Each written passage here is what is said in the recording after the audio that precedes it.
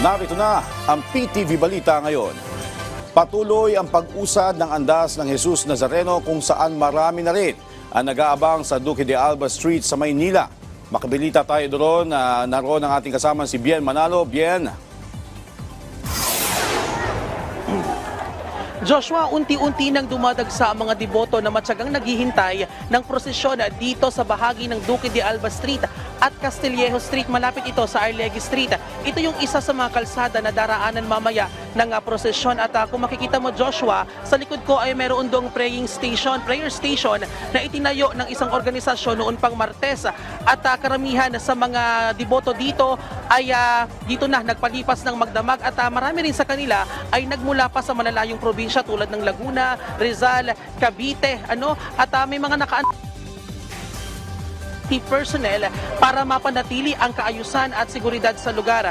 May nakaantabay na rin tayo ditong mga medics at quick response team na handang sumaklolo at umagapay para sa ating mga deboto o kababayan na mangangailangan ng tulong medikal. Yung organisasyon, Joshua, ay namimigay sila ng libreng pagkain sa mga deboto. Simula yan breakfast, lunch hanggang dinner. At alam mo, Joshua, sa mga ganitong pagkakataon, talagang hindi matitinag ang matatag at malalim na debosyon at pananampalataya ng ating mga deboto kay Poong Jesus Nazareno.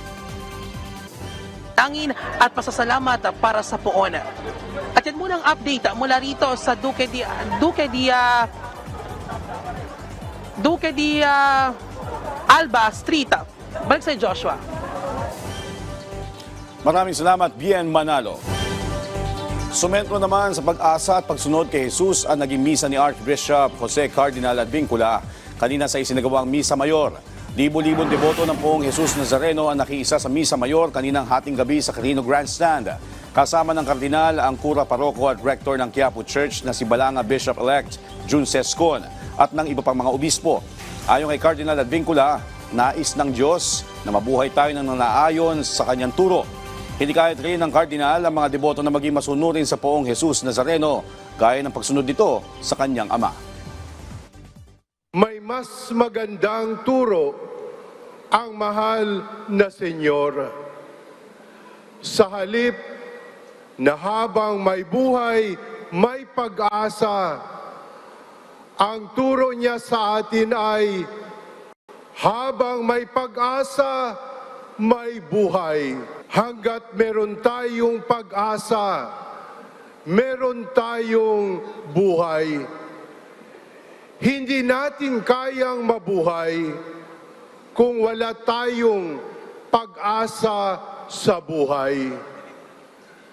Dahil ang taong walang pag-asa sa buhay ay taong papatay-patay. Sa Katigbak Road kanina, mayat-maya ang dating ng mga medical team para bigyan ng assistance ang mga hinihimatay na deboto. Karamihan sa kanila, mga hinimatay na at hindi kinaya matinding balyahan ng mga tao.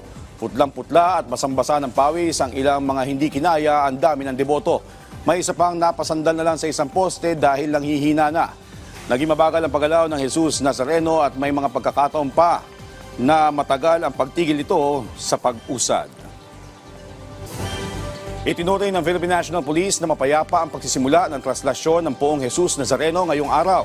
Ito ang inihayag ni PNP spokesperson Police Brigadier General Jean Fajardo batay sa pagtaya ng Manila Police District. Lumabas sa monitoring ng PNP kaninang hating gabi, nasa 100,000 deboto ang dumagsa sa Carino Grandstand. Umaasa ang PNP na mananatiling maayos at mapayapa ang kabuuan ng traslasyon hanggang sa makabalik ang andas sa Quiapo. At yan ang mga balita sa oras na ito. Para sa iba pang updates, follow at ilike kami sa aming social media platforms at PTVPH. Ako si Joshua Garcia para sa Pambansang TV sa Bagong Pilipinas.